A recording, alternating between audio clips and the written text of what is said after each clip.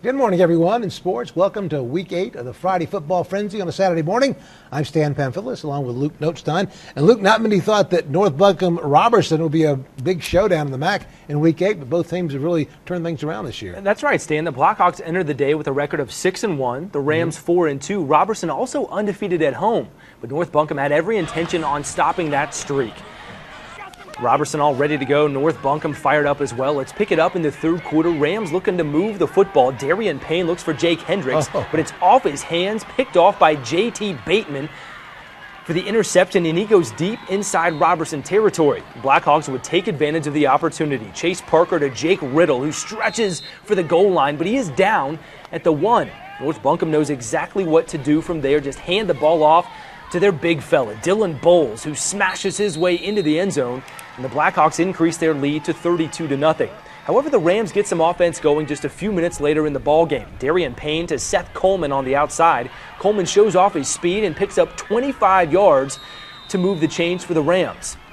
Later in the game, Darian Payne looks for Unique Waters, who makes the catch and then pitches the football to Cameron Gillian. Great play, 20-yard touchdown, but it would not be enough for the Rams last night as North Buncombe beats Roberson 32-14. The Blackhawks improve their record to 7-1 this season.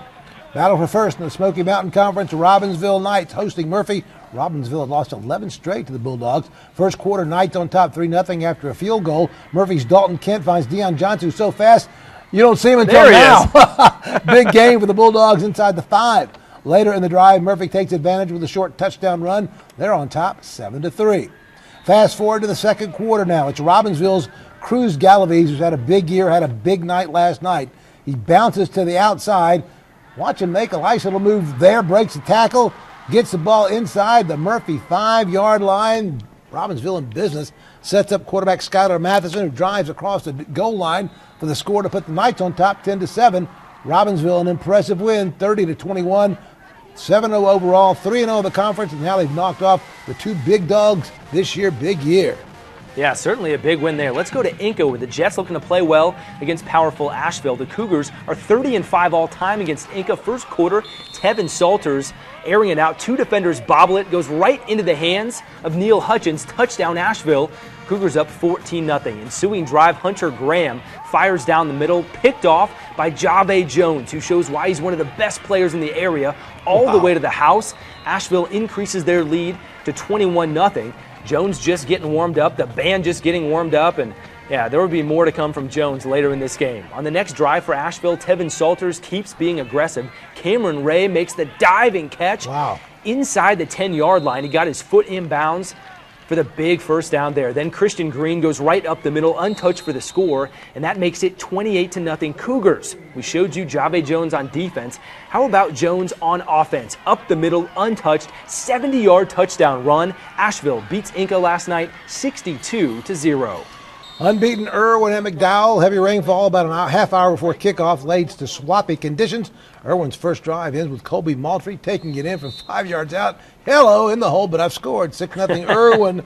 Later in the second, up 12-zip, looking for more. Damian Ferguson deep down the sideline to chase Austin, and all McDowell can do is chase him.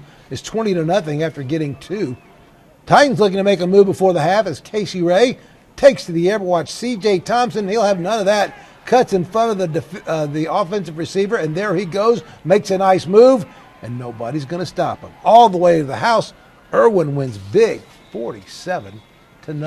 Now, Stan, let's go to Henderson County and some action in the WNCAC. West Henderson playing well so far at 4-2 overall and 2-0 in the league, hosting Pisgah. Falcons hosting Pisgah, who's 500 overall and in the conference. Homecoming tonight, and it was all defense. Fourth quarter, 3-0 Pisgah. William Crouch to Dusty Fender on the sweep, breaks through and gets downfield. One of the few big offensive plays, that was 14 yards. Later on the drive, Crouch gives it to Cody Jackson. Another tough run through traffic.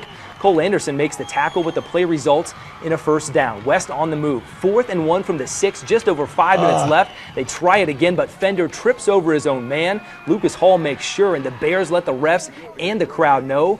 The Bears then run out the clock, making a crucial first down on 3rd and 3. Trevor Johnson gets the important yardage. Pisgah beats West Henderson tonight. Stand your final 3-0. Mountain Heritage at Owen. We go inside that huddle at Owen with the undefeated War Horses. They're up 28-6 in the third, but not done. Quarterback Sam Drummond drops back, fires into your living room, but Taylor Frizzell saves us. 35-6 Owen. A lot of pride in that Mountain Heritage sideline. No quit in them. Quarterback Trey Robinson drops one off to number 11, who's not even on the roster, but he ought to be, because look at this nice move he makes. Run. Touchdown. Don't have his name, but I'll tell you what, great play. Sam Drummond drops back and looks for Z Johnson as the Cougars need some kind of turnover to get back in it, and they get it. Great nice pick, Ryan Meadows. Wow, or Ryan Meadows. Later on that drive, Robinson keeps it himself from 4 yards out. Cougars only down 13 after the 2-point conversion, but Owen just too tough. And then there's the Jagger element. He takes it in from 7 out, his 4th TD of the night, 197 yards rushing. He now has 5,749 yards, career second all-time in Buncombe County history. They roll 42-30. Gardner, a history maker, but everybody contributed. We got some kids that's limping around, their coaches are limping around, and, luckily Jagger's not limping.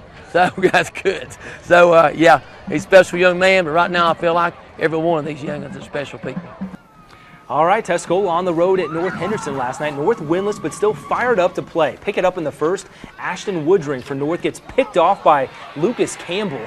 And Campbell goes deep into Knight's territory. Huge turnover in this ballgame. A couple of plays later, Parker Allen gives a Cale Ferguson. Good block. He goes in from 4 yards out. It's 7-0 Tuscola. North looking for an answer. They think they get something going, handing off to Jacob Garrett, who breaks a couple of tackles, gets some running room, heads down the sidelines and can smell the end zone. 67 yards, but he's brought down by Nathan Messer. Came out of nowhere to stop him, but the Knights won't convert the big game. It's still 7-0. North Henderson threatening again at Tuscola's 8. Woodring flushed out, but he's picked off by Damon McDaniels. That's the end of the threat. Second quarter, Nathan Messer getting the ball, and watch him go. 80 yards, Mountaineers score again. Tuscola cruises 41-6. All right, other scores from week 8 of the Frenzy. Franklin stays perfect. They roll over Smoky Mountain 42-6. Rosamond goes to 2-1 in the Smoky Mountain Conference. Spencer McCoy, 142 yards rushing and 3 touchdowns. The Maroon Devils win over Hayesville. Polk County gets a key win at Mitchell 40-14. Mason Edwards scored 4 times, including a 95-yard kickoff return as Madison stunned 6-1 West Green, Tennessee. East Henderson gets its second straight win. They keep Brevard winless, and Hendersonville scores all 21 of its points in the third quarter. They shut out Avery.